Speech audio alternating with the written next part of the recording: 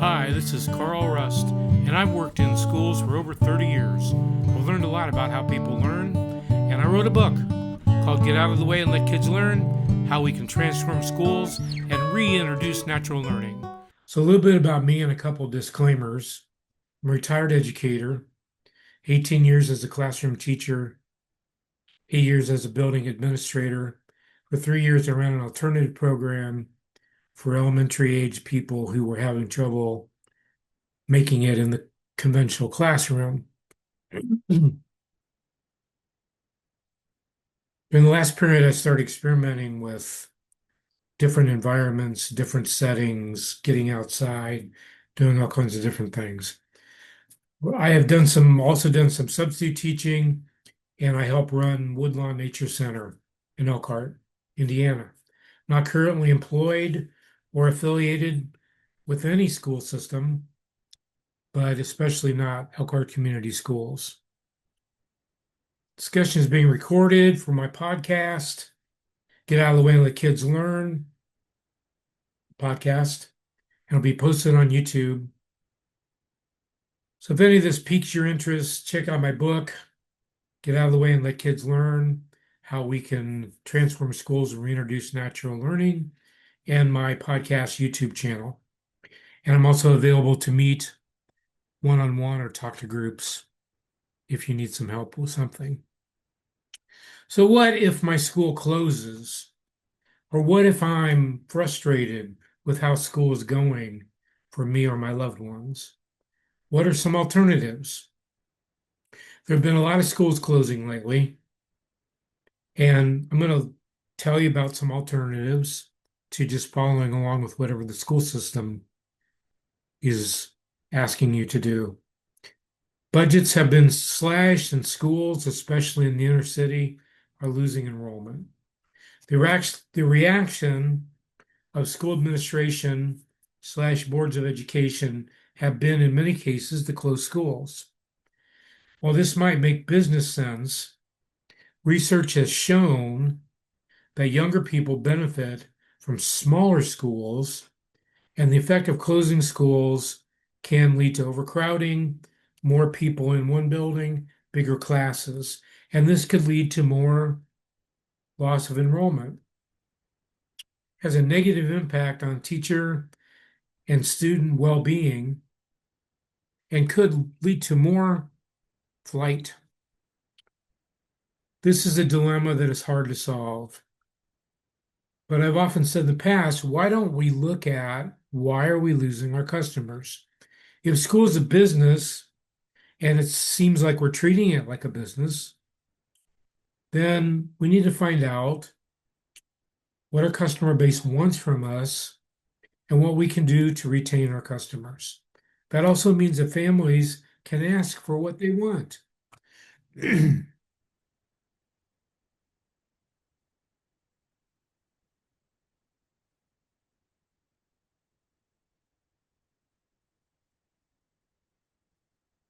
Welcome, Christine. I was just starting my little opening statement here. And we are being recorded, by the way. Are people leaving because they're not happy with our product? If so, we need to change the product to bring it in line with what our customers want. That's what businesses do, or they go out of business. So if you're not satisfied with your school or your school building is closing, what can you do? You can accept whatever options the school district is offering you. They don't usually give you very many choices.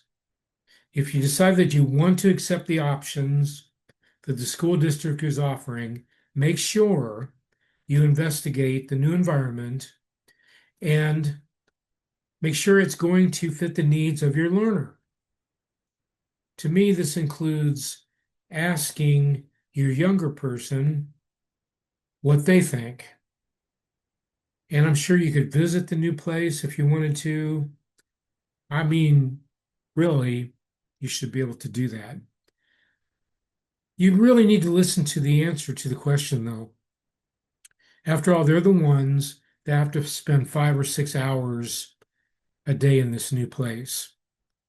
We also learned today that Elkhart Community Schools may be offering a virtual option next year. This may work for some families.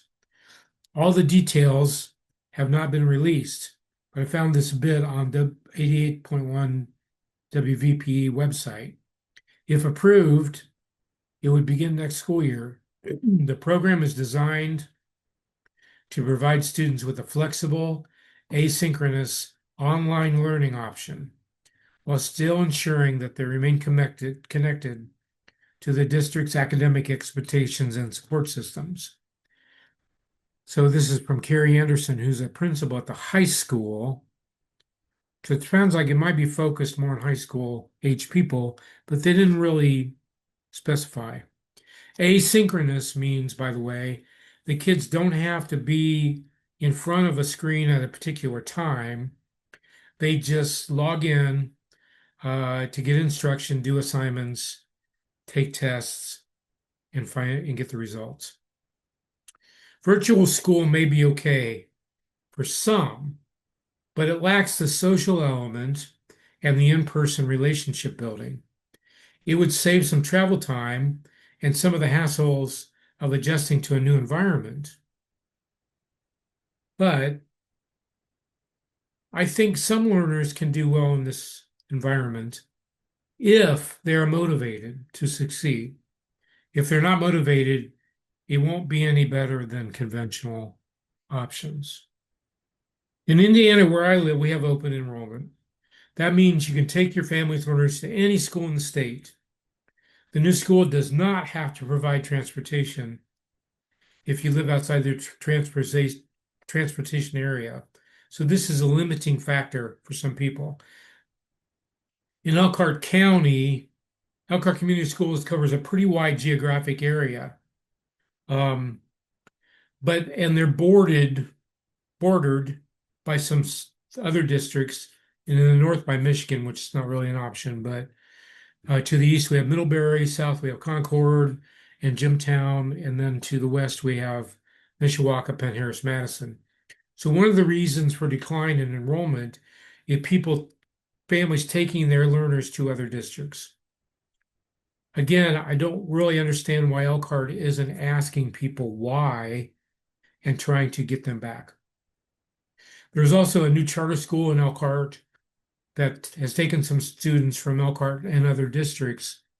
It's an arts magnet school and is run in a very new and thoughtful way. So that would be an option for some people. But I have a feeling that getting into the charter school is going to be very difficult.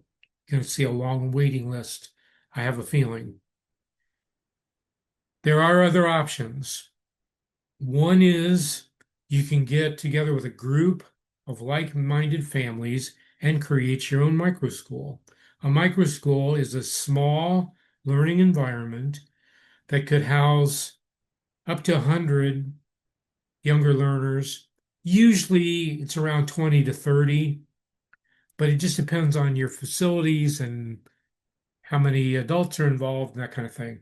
If you have finances, you could hire a professional teacher or two, excuse me, or you could find an old retired administrator like me, retired teacher and administrator, to help out. But it can be run by parents with no professional educators. The physical site could be a church, nature center, library, outdoor space, a house, or just about anything that you can envision. Even the public library maybe is a possibility. Unlike schools, you don't have to have a cafeteria, you don't have to have a gym, you don't have to have all the bells and whistles. You just have to make sure you're operating within the local zoning and building regulations. You don't have to hire teachers. Learning hasn't always been the job of professional teachers. For thousands of years, learning was the job of the family, the village, the tribe.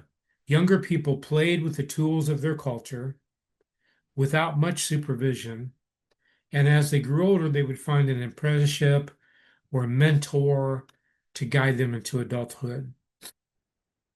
The current system of Relegating learning to schools and professional educators is only about 150 years old. I looked it up.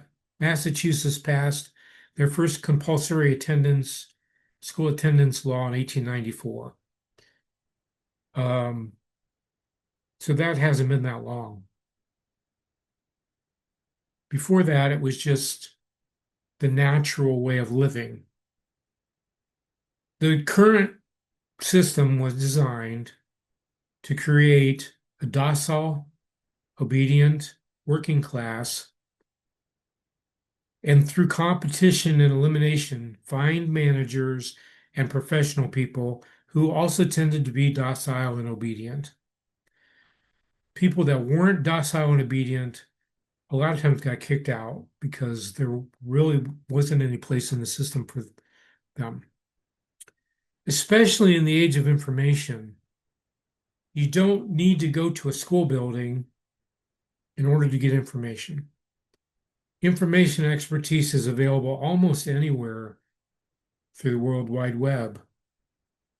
The trick in the age of information is to be able to tell good, reliable information from unreliable, misleading information.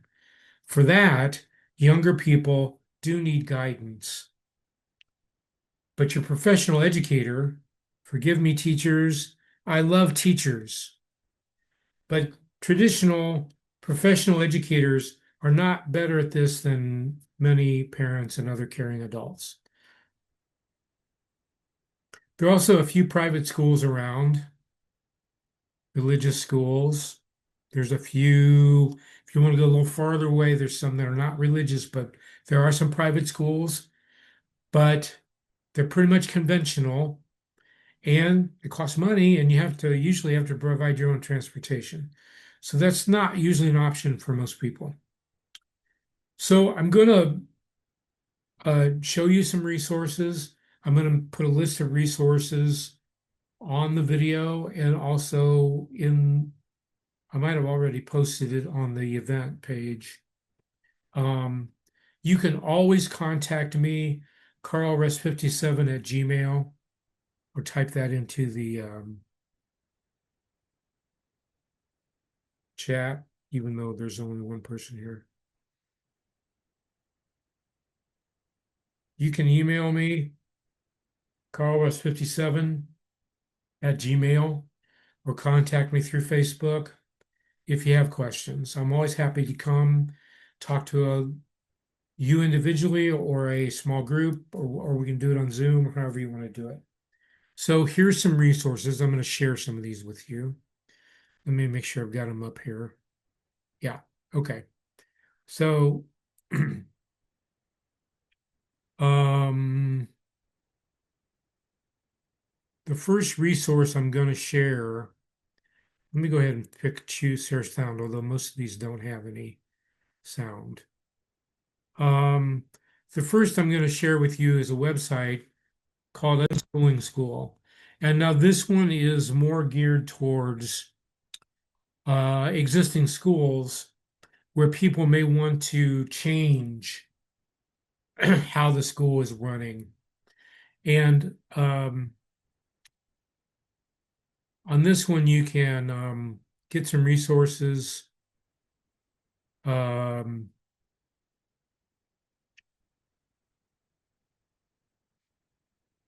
there's different how students learn, um, crash course, some videos, things like that. So that's Unschooling School. So that's one resource. Another resource, a very big resource to me, is the Alternative Education Resource Organization, ARROW. They run a yearly conference, and they're actually through the year they run several conferences, but they have a big conference in the summer. And they have a list of member schools. They have resources. You can, it will explain to you some of the different alternatives, including democratic education, homeschooling, Montessori, Reggio Emilio, unschooling, Waldorf education. And if you click on one of these, it will give you a more detailed description of what it is and give you some resources. So it's a great resource if you're thinking of starting a program and you're just not really sure what you might want your philosophy to be. Here's a list at Arrow, um, Alternative Education Resource Organization. Another person that I think is very informative is a lady named Carrie McDonald, who does a podcast. She's also written a couple books, Joyful Learning. She wrote another book, which I can't remember the title of. Let's see, let's look at her books. She wrote Joyful Learning, she wrote Unschooled, and she does a podcast um, twice a week, I think, or I think it's twice a week. She releases a new podcast about micro schools. Um, and this is Carrie's web YouTube channel, Liberated with Carrie McDonald. And she's got all these videos where she interviews people that have started micro schools and kind of goes through all their trials and tribulations and what they had to do, and could probably save you a lot of grief and a lot of time if you listen to some of these and find out, and it will help you. Here's a This is one that I think I'd like to watch, is Creating a Farm and Forests School. That sounds wonderful. So here's that. And then let's see, I already showed you that. So that's pretty much my planned presentation. Let me stop the share. Let me look over here at the, nobody's made any comments. If anybody has a question, um,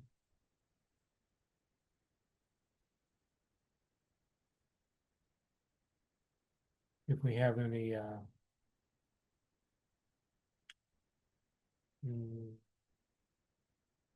any messages here from anybody.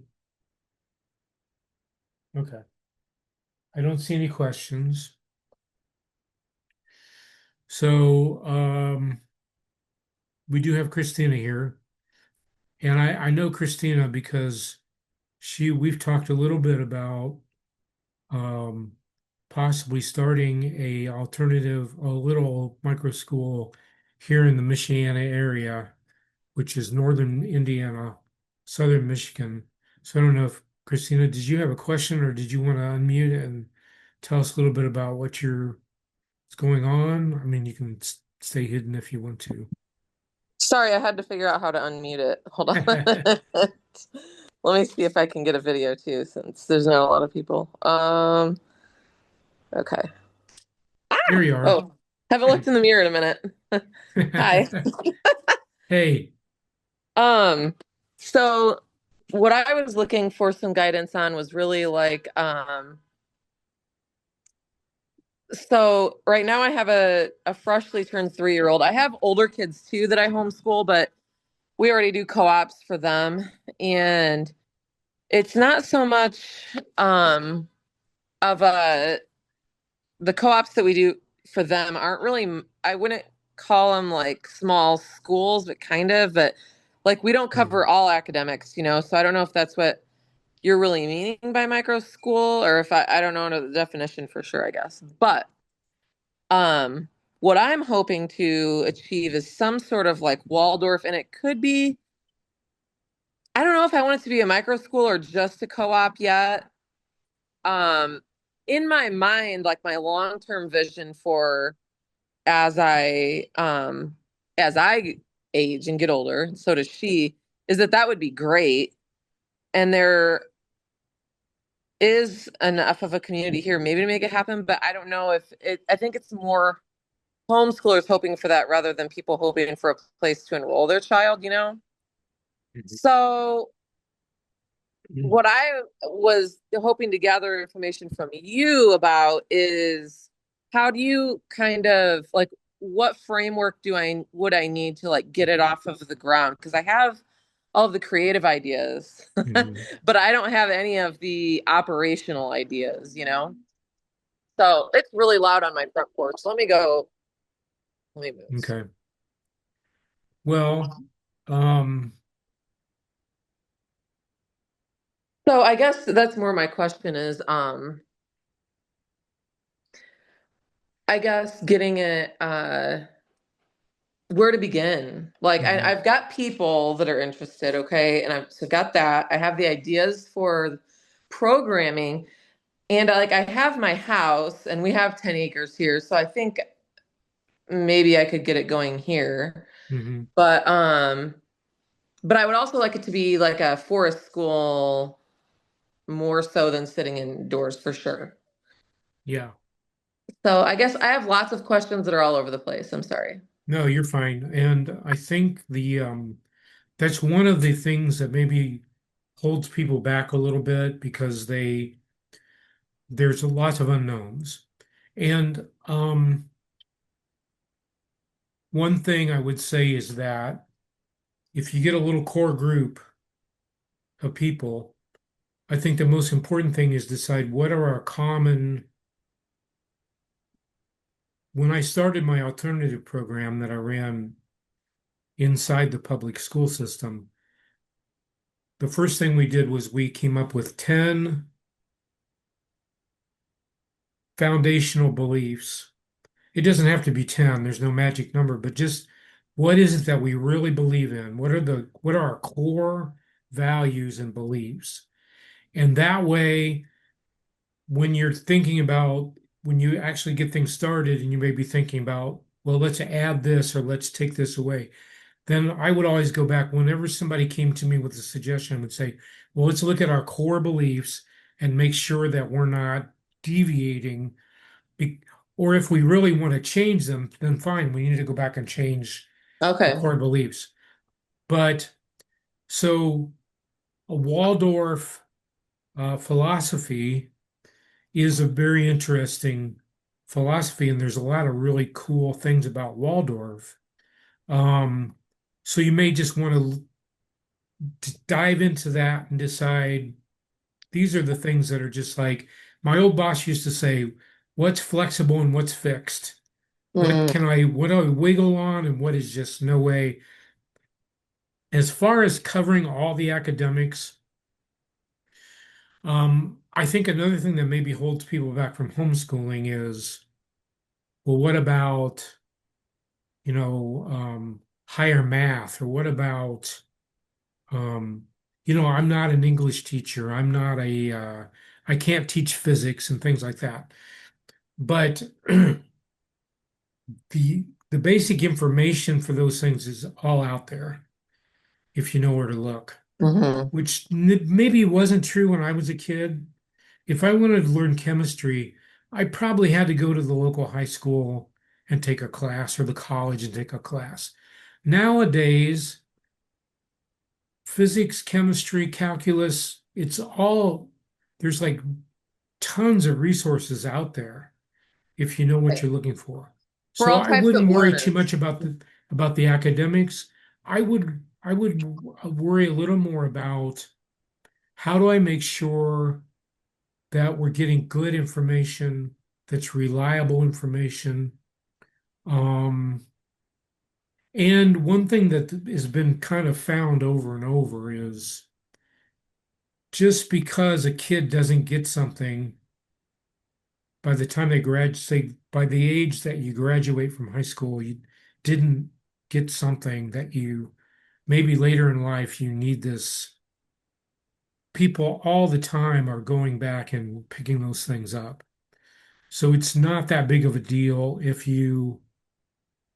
people are always worried about missing out on something. Well, uh, for kids that were either unschooled or went to a free school, that hasn't really seemed to be a problem. They seem to have the tools in their toolbox to go find that information and learn it if they need to. If they want to say they want to be a firefighter and they have to learn some science, they just go figure it out. The basic organization part probably is one of the most challenging parts because if you get a bunch of people together, say you get 10 people together, you might have 10 different opinions. That's that can Right. be a problem. Yeah. So um I just spoke to a lady in Spokane, Washington, a young lady who started a her it's the Spokane Learning Co-op, and they're like she says they're totally outside all the time. They do have a small little house that's only like 16 feet by 14 feet. So it's not, Okay. and so they have some library, they have some books in there, and they have some art supplies, but basically they're spending all their time outdoors. That's my dream. Like that's what I'm Yeah. hoping for. Yeah. Hmm. Well, and not to get off on a separate topic, but one thing I've been doing a lot of work, looking into is the benefits of that. And there's just, for all age people, the benefits of spending time outdoors is just it's a crime what we're doing to most of our young people these days, cooping Hmm. them up inside buildings for usually for all but maybe 15 minutes a day. Right.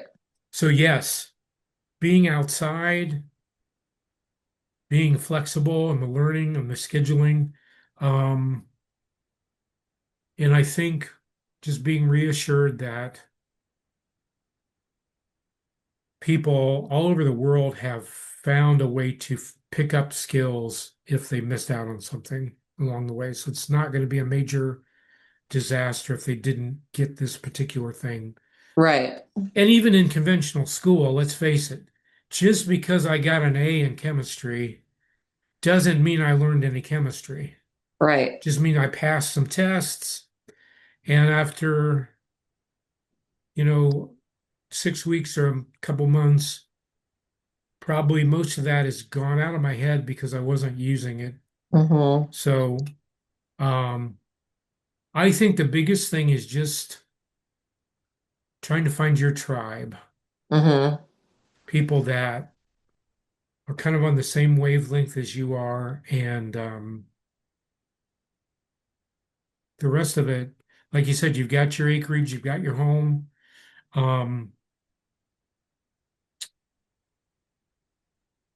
so it sounds like you're on your way. It's Yeah. just, um, I would say one thing I would say is just. And I know what Katie Purviance, who did the Spokane, Washington, she said she had coffee with parents for a year before she opened. And then she already had the web page up. She already had all kinds of information up there so people could find her. Um, but she's another person that's very open to phone calls, getting on a Zoom call. Trying to think what else she said. She was meeting with parents for a year, just having coffee. Hmm. So, My plan right now is now that the weather's starting to be more tolerable, which I will hike all winter, like that doesn't bother me. But when you're talking about 2-year-olds, you can't have them outside in 10 mhm, degrees for a long mhm, time. So now that the weather's turning a little bit for the younger crowd, more intolerable crowd, my plan is to start getting together weekly at different parks and just kind of feeling the vibe because I know there are um I guess to just to get kids more hardy. The problem I've noticed sometimes is that like a lot of people love the idea of it, but there are a lot of kids who they'll do okay outside for a short amount of time, but then screens are a mhm, problem. mhm, mhm, So I guess, yeah, in that respect, just feeling it out and making sure we all really are on the same wavelength as far as like long periods of time outside, like actually learning outside while we're playing. I mean, learning is second, goes hand in hand with play for that age mhm, and young children. mhm.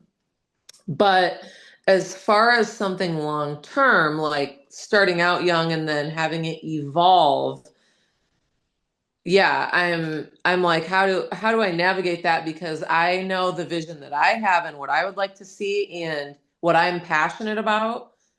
And I don't want to, that would probably be one of the, what did you say? Like what's flexible and what's, What's uh, fixed and flexible. yeah, okay. So like fixed would be my overall vision, I think, but I don't want it to also be like my way or the highway, but Hmm as far as flexibility, I guess, learning how to flex, interpersonal skills in that way. And also I'm a big fan of listening to kids and what kids want to do, so they're going to be excited about learning if it's something that excites them, so if it's hmm just me.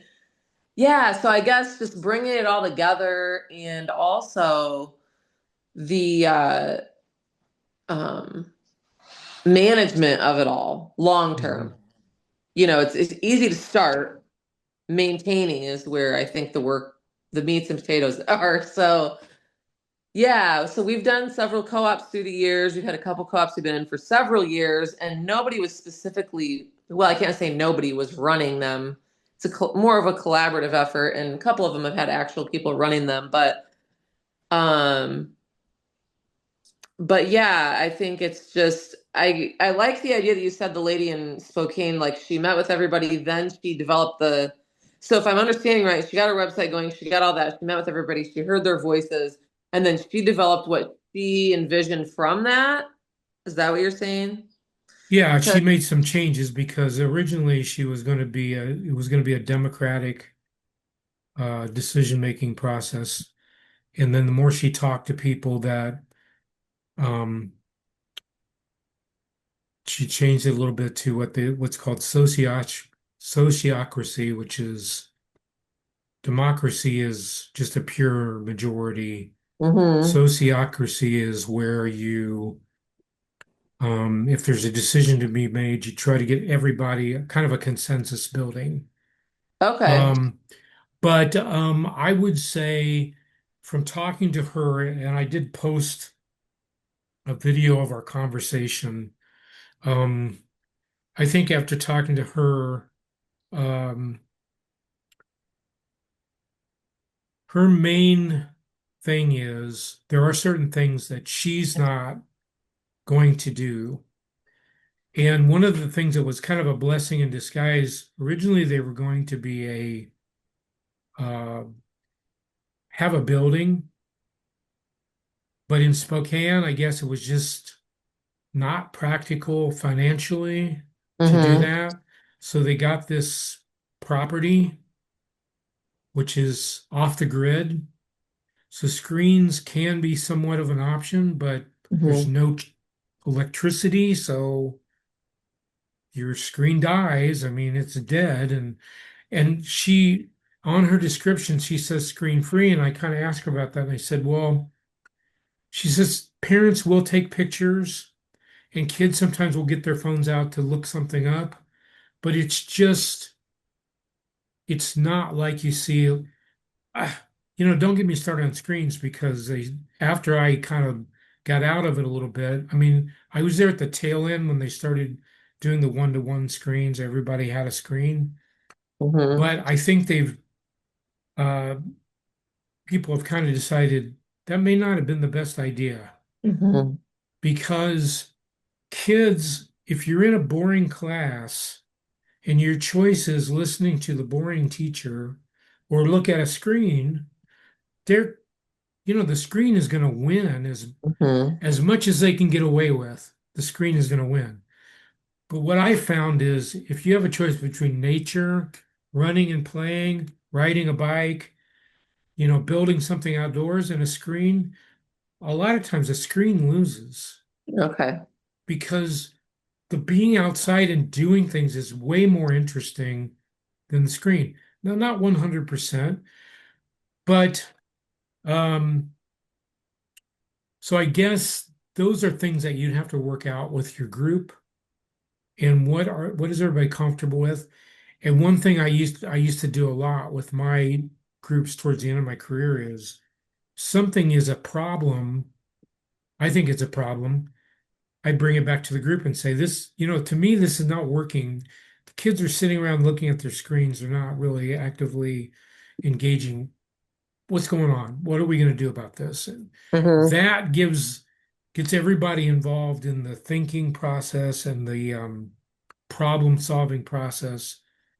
Um, so yeah, I don't think there's any shortcut, unfortunately. But I love your idea of maybe starting with a weekly get together at a park. And please let me know and you can come over to Woodlawn Nature Center. I'd love to do that. Yeah, I But plan to meet there. I think that would be great, sometimes I yeah, love that place. I just don't get over there enough.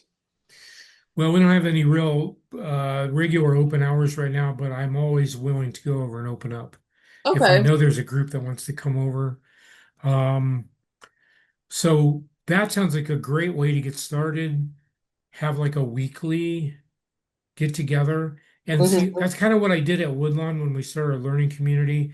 And, Hmm. for a while, be prepared because for a while, nobody showed up. And Mm. then one family showed up, and then another family showed up. And then when we were kind of going good, we had like maybe four or five families that were in and out. But it took some patience. I, Yeah. I was doing it every Wednesday for a while. It was just me for a while. And then, like I said, it kind of started to snowball a little bit. So it's kind of like Field of Dreams. If you build it, they will come. So just Okay. say every Friday, every whatever day of the week it is, we're going to be at this park. If you want to come, come. If you, Okay, that's a good idea yeah, because I in the past when, things have I tried to get some things going. I'm like, well, regular attendance would be ideal. Sorry, my toddler needed it's fine. help. Come here. You need the shirt first. Um, when I tried to get would try to get things going, like regular attendance would be great, but then I think it put some people off. Um, and then also then there were people who just didn't, so yeah, I think just trying it out, getting your toes wet and seeing like who comes and who's consistent about coming when they don't even have to because they want to, Yeah, um probably would foster a better uh a more deeper, I guess, interest and commitment than like, oh, we have to go, it's Wednesday, you know what I mean? hmm, So that makes sense. Pants. Okay. So anyway, I came to a meeting at Woodlawn years ago. It was pre-COVID hmm. when you were there, and I had never heard of. Okay, I know I asked you this in the email, but I think it was like Steiner you were talking about. Does that make sense? What was it? You showed us a video of the school where the Oh, kids. Sudbury Valley, probably. It's a Okay, school in Massachusetts that's been there since 1968. what's the And philosophical basis of that? well, that's a democratic free school, so they have no Okay, required classes, they have no curriculum. Um, s- Kids basically plan their own learning, yes, I and love there's a that. ton of documentation from that because that school's been around for 60 years, and the school in England, Summerhill School, has been around for about 100 years. So there's lots of people that have been through the whole thing and have so-called graduated. And they've collected a lot of data on those people, and has been very beneficial. Sudbury Valley, their basic in Summerhill is very similar. They're basically run through a town meeting. They call it the school meeting. Everybody has one vote. The kids and the adults all have one vote, and the kids basically vote to hire and fire staff, to make financial decisions. And what's great about it is it's a great way to learn about democracy by doing it. instead of Mm-hmm. by just somebody standing in front of the classroom explaining to Mm-hmm. you. And it's it builds a lot of what they call executive function, which is where, you make, how do you plan and make decisions, and how do you uh, make a goal and work towards a goal. And um, it tends to produce kids in their late teens that are much more ready to go into life and make decisions, because our typical kid that goes through a conventional school has been told what to do pretty much all their life. And what to think, yes. And then at 18, we ship them off to college and say, okay, now I'm start making decisions. And they do all kinds of dumb stuff because Right. they don't have any experience making decisions. Or choosing what they want to do. Yeah. Right. And so they find these kids are much more responsible and much more able to make productive use. And some of them will take a year or two off to work, travel, do things like that. But there's a couple books that have done longitudinal studies of graduates of both of these schools, and they found that they do very well at higher education when they go for it. They've been very successful in different careers, um, and that I was just watching a video earlier that said that graduates at Sudbury Valley, 90% go to higher education compared to like 75% conventional school. So Wonder it's how many actually finish it too. yeah, that's a Probably a big lot more, thing. yeah. A lot of kids quit after their freshman or sophomore year with tons of debt Right. and nothing to show for it. Well, both of my sons got degrees, and neither one of them ever used their degree. Yeah, I don't use my college degree either. I Well, mean, because I went to school originally as a theater major and then dropped out, worked in the newspaper business, the insurance business, like family company. Then I went back to school to get my teaching license when I was 30. So um, I graduated 1988 with a bachelor's degree. I was 31 years old. And that was my career the rest of my life. But it took me all that other stuff to get kind of go full circle back. right. I on that tangent, if you don't mind, um, I found that as well to be similar to my experience in that I felt like as a kid, I remember some defining moments in my educational journey, where you're so excited to go to school and you go to school and you have these little art projects and just slowly as you go through grade school at that time, which now I don't even know what it's like, but the creativity, just kind of left. My art class was the only place I could really be creative. And even then I could only be creative within their constraints. Like, you're making a slab pot this week. Like, I don't really want to make a slab pot. I wanted to make Right. something else. But you can make it whatever you want to be. Like, there's your creative. Like, Yeah. okay, well, but it was the same thing with the rest of it. So then, like, they spend all these years. It reminds me of what my husband has said. He's a Marine, and he was like, the boot camp, they just like tear you down to where they want you to be and then build you back up to where they want you to be. And it reminded me of that. Maybe not as dramatic, but by the end of it, like, I got great grades. I have a core 40 diploma, which at the time I graduated was like higher than a standard diploma, but it wasn't the honors. But anyways, I had Oh, a full college scholarship for all 4 years. But like on paper, I was like a great student.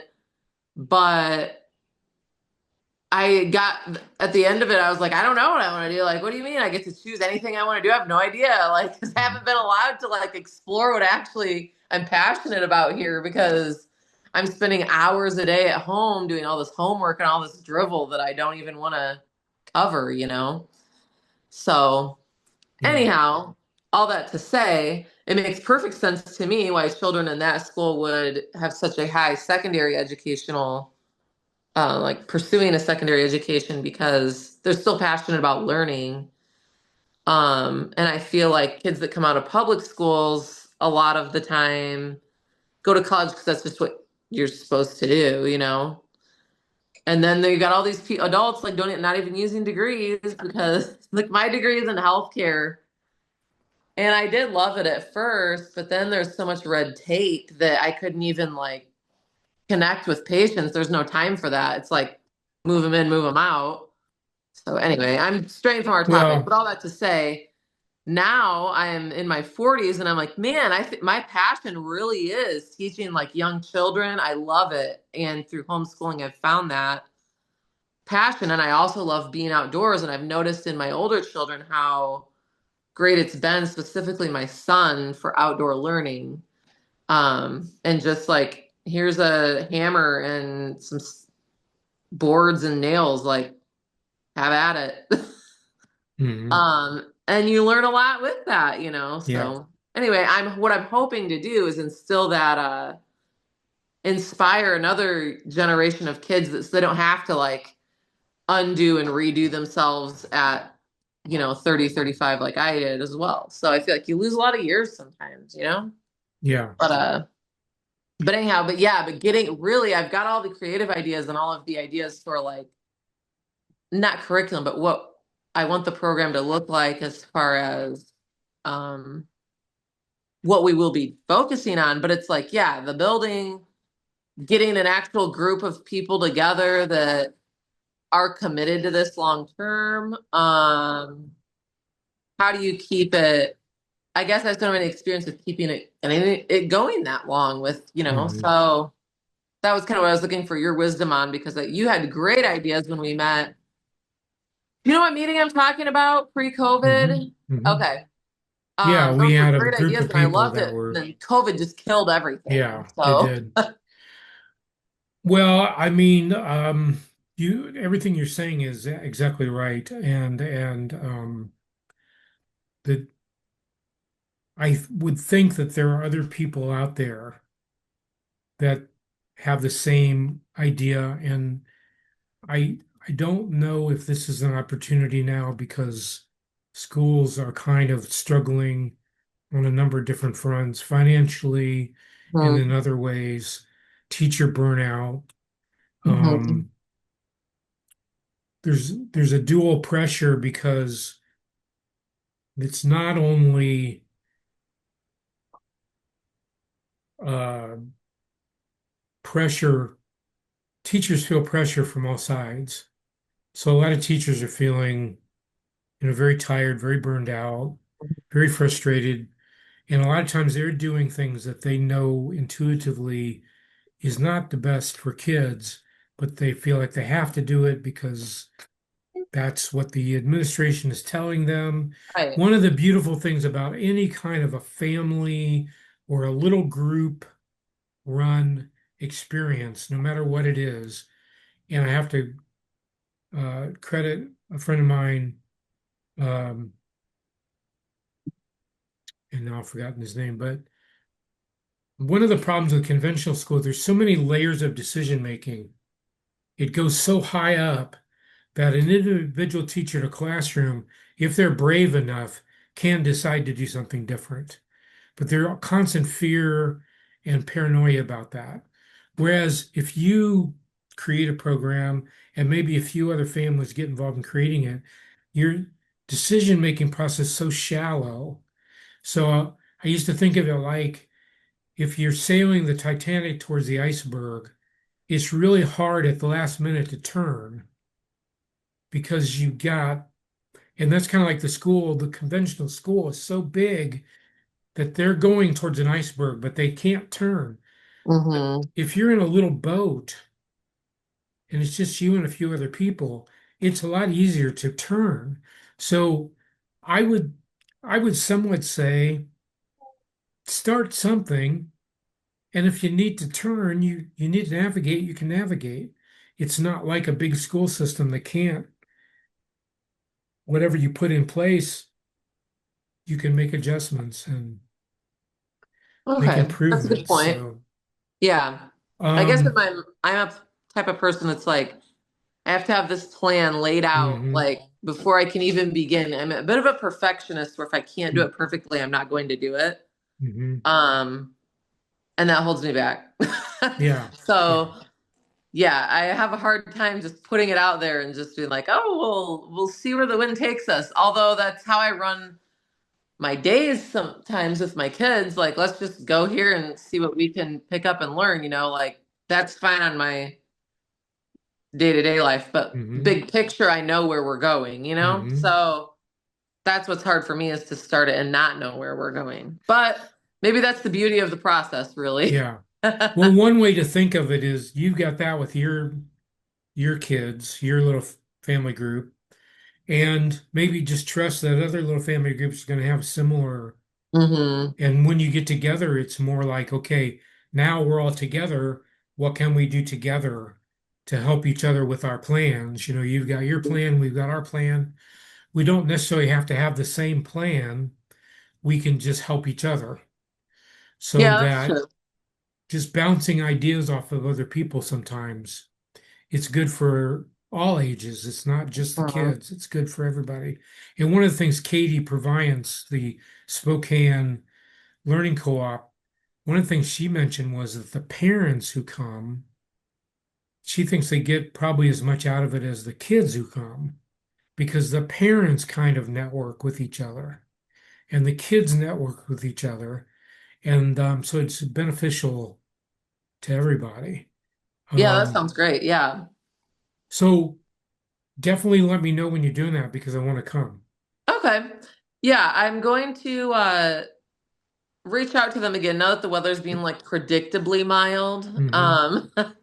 I'm going to reach out and have us meet a few times, but I would like to visit Woodlawn. I think that's a great location. And actually, um, we have another co-op starting with some friends that it's starting in May, but that one I would also like to come because we just met and are forming it, but we're going to meet in like 4 to 6, have like 4 to 6 week chunks of like classes with different themes.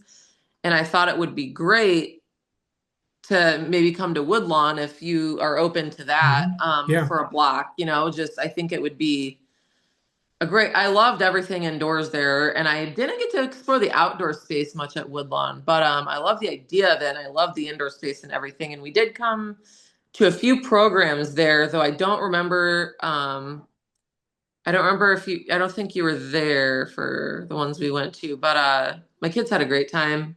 So yeah, I will definitely be in touch, and I appreciate your Okay. insight on just trusting the process. Yeah. So yeah, it's important. I have to remember that. So, anywho, Awesome. but also I want to thank you for opening my mind to this world of because when I started homeschooling, which when I came to the meeting at Woodlawn, so many years ago, now my oldest homeschooler is going to be a freshman next year. Mm. But so our meeting was a long time ago at Woodlawn, but Mm. um, that really opened my mind, and those videos opened my mind to a child-led education because up until then it was like this is this child and I'm like depositing information into the brain. Yeah. That thought and that idea just like was so foreign to me, and I was like, wow, that's like actually makes a lot of sense. And so since then I have done more child-led learning. I wouldn't say that the definition of unschool is so broad, but Hmm. we unschool to the point where like if my kids have this interest, we follow it and we go down the rabbit trail. But I also still do math and spelling and reading every day. Hmm. So Hmm. anyways, with the child-led learning and like the Charlotte Mason method, I started researching that. I appreciate that too. Anyway, but I appreciate you sharing that information with me that day because it truly changed the trajectory of my children's education. And now I'm like, I don't like we aren't doing public school because I don't want them having to unravel all of that. Yeah. So Well, yeah, that's I great. totally That's appreciate great. that. And I hope the Yeah. American education system can head that way. Maybe that's what we're headed towards after the breakdown. Maybe the rebuild will be, Well, I keep hoping, but yeah. we'll see. I mean, I've noticed that I maybe just commented on a post on Facebook about recess. There seems to be a lot of support. And Facebook is a funny thing because you can kid yourself into thinking you've got a ton of support for something. And it's just all the people that already agree with you. But Mm, there seems to be support for more recess. So that's a step in the right direction because um, it's just criminal keeping kids locked up in buildings for 6, 7 hours a day and mhm, not letting them get outside. And so hopefully that is something that and the other thing that I hope parents understand, if you are choosing to be part of a public school, you can ask for things to be different. You don't have to just put up with what they give you. mm, We've been so conditioned to just accept what the school brings us. Because, and the school sometimes is very arrogant.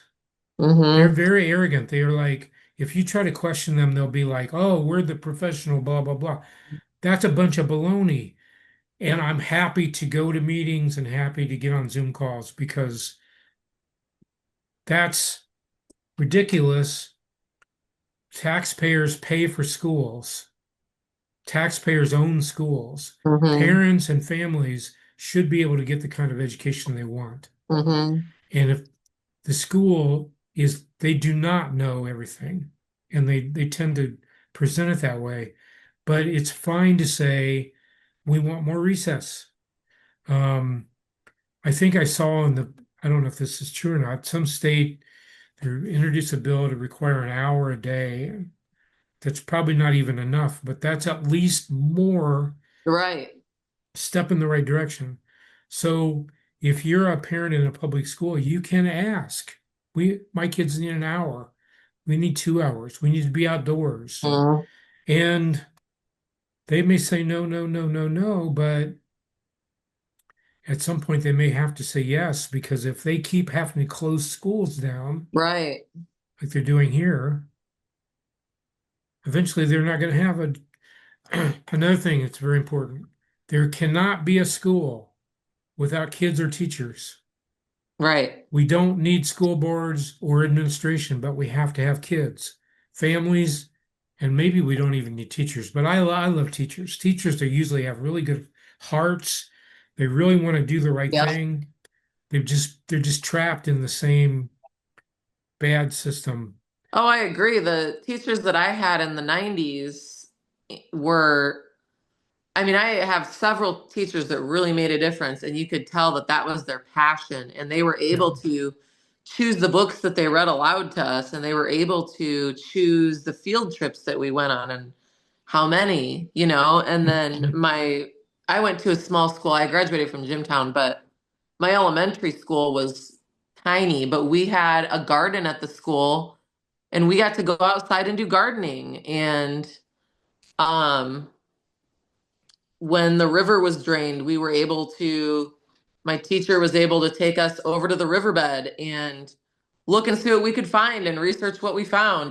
So I feel like teachers these days don't have those freedoms anymore. And it's not their fault at all that things are going the way that it is. It's the people higher up making these choices for the test results they want to see and things like that, and your funding depends on it. And I think that's just a totally Yeah. wrong approach. But no, Yeah. the teachers are totally the heartbeat of the school system if they would just let them do it. But the system as it is isn't working No, from my perspective. So no. yeah, but it's not the fault of the teachers. Again, if anybody wants to contact me, carlrest57 at Gmail, or just message me on Facebook, and happy to try to help. It's my mission to try to get as many kids outdoors and freed up as I can. So Well, you thanks, succeeded here. Christina. I appreciate your wisdom. Thank you. This has been Get Out of the Way and Let Kids Learn podcast. If you liked it, please subscribe, follow, share, and leave a comment.